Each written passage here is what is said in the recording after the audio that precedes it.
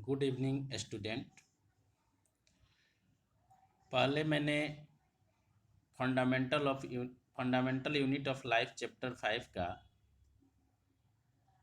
YouTube का link भेजा हुआ था। आशा करते हैं आप सब बच्चों ने उसे देख लिया होगा। हर चैप्टर से कुछ इम्पोर्टेंट क्वेश्चन होते हैं जो ऑब्जेक्टिव टाइप पूछे जा सकते हैं। इस चैप्टर में कुछ some important points related to cell है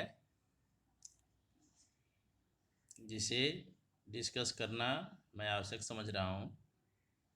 आप सब इसको अपने नोटबुक पे नोट कर लेंगे। इसके साथ साथ चैप्टर के लास्ट में व्हाट यू हैव लर्न, आपने क्या सीखा, कुछ पॉइंट्स दिए होते हैं जो ऑब्जेक्टिव टाइप क्वेश्चन हो सकते हैं। उसे भी आप अपनी नोटबुक में नोट करेंगे और प्रत्येक चैप्टर का क्वेश्चन आंसर जो है आप अपनी नोटबुक में करते रहेंगे। साथ ही साथ डिपार्टमेंट द्वारा दिए गए वर्कशीट को भी आप करके मुझे भेजते रहें। कुछ बच्चे नहीं भेज रहे हैं, उनके लिए खासकर पहला पॉइंट है smallest structural and functional unit of living organism is known as cell. Cell क्या है, इसका डिफिनेशन पूछा जाता है तो सबसे सिंपल डिफिनेशन है कि smallest structural and functional unit of living organism is known as cell. आगे है study of cell and cell organelles through microscope is known as cytology. यहाँ दो बार रिपीट हो गया है सेल। तो माइक्रोस्कोप के थ्रू सेल का जो स्टडी करते हैं उसको साइटोलॉजी कहा जाता है, कोशिका विज्ञान कहा जाता है हिंदी में। Term cell given by Robert Hooke 1665। Discovered भी कहा जाता है। सर्वप्रथम सेल शब्द को जो है रॉबर्ट हुक ने दिया था, उन्होंने डिस्कवर भी किया था इसे कॉर्क सेल में with the help of primitive microscope. Microscope से देखा था जो शुरू के माइक्रोस्कोप थे। लिवेनहुक 1674 with the improved microscope discovered free living cells in the pond water। सर्वप्रथम लिवेनहुक ने पॉन्ड वाटर में देखा था लिविंग सेल्स को। रॉबर्ट हुक ने कॉर्क सेल में देखा था जो नॉन लिविंग था। और इन्होंने क्या था, लिवेनहुक ने लिविंग सेल्स को देखा था पॉन्ड के वाटर में, जो प्रोटोजोआ होते हैं, छोटे छोटे डायटम्स बैक्टीरिया, इनमें देखा था। Nucleus discovered by Robert Brown 1831 in orchid. Orchid एक प्लांट है, उसके अंदर देखा था। Term protoplasm given by Purkinje 1839 for the fluid substance of the cell. Protoplasm कहा जाता है सेल के अंदर जितने भी चीज़ें होती है सबको प्रोटोप्लाज्म कहा जाता है। सेल थ्योरी और सेल डॉक्ट्राइन और सेल प्रिंसिपल तीनों एक ही चीज़ है। सेल थ्योरी कहा जाए या सेल डॉक्ट्राइन कहा जाए या सेल प्रिंसिपल कहा जाए। Given by Schleiden 1838 and Swanson 1839। Cell theory is generalized process, यह एक जनरलाइज्ड प्रोसेस है। According to cell theory body of living organism made up of living cells. किसी भी लिविंग ऑर्गेनिज्म का बॉडी जो है लिविंग सेल से बना होता है। सेल क्या है, cell is basic unit of life, ये आप पहले से जानते ही हैं। The cell theory was further extended by Virchow 1855 by suggesting that all cell arises from pre-existing cells। विर्चोव ने कहा था कि सभी सेल्स अपने पुराने सेल से ही बनते हैं। Electron microscope discovered by Knoll and Ruska 1940। It was possible to absorb and understand the complex structure of cell and its various organelles. आप जानते हैं कि सेल के अंदर बहुत सारे ऑर्गेनेल्स पाए जाते हैं। इसका एक कॉम्प्लेक्स स्ट्रक्चर है, बहुत आसान नहीं है इसका structure.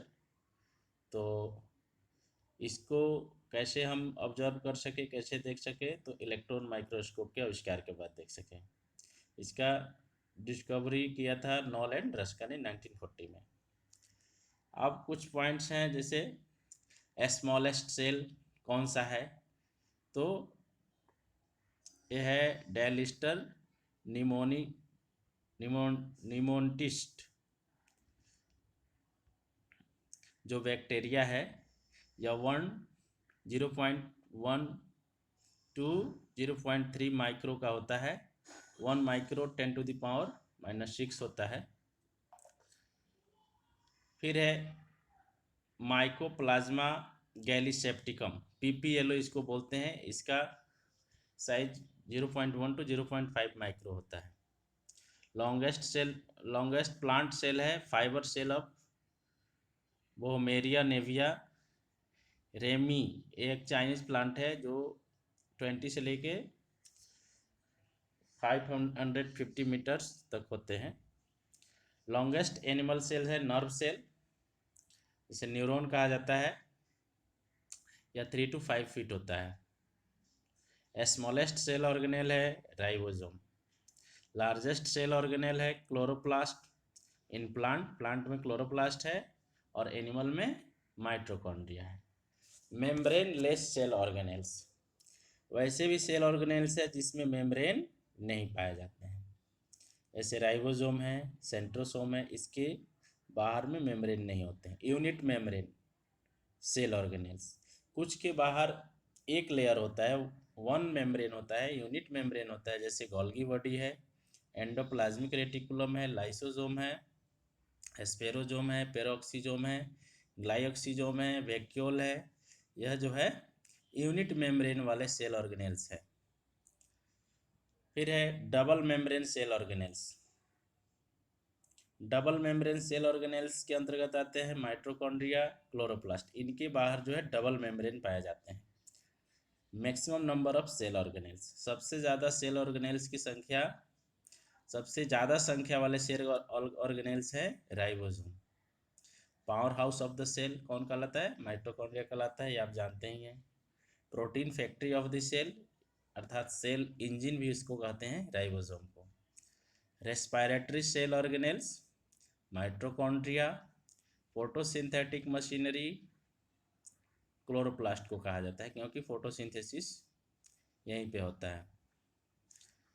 Cytoskeleton of the cell और shock absorber of the cell endoplasmic reticulum कहलाता है।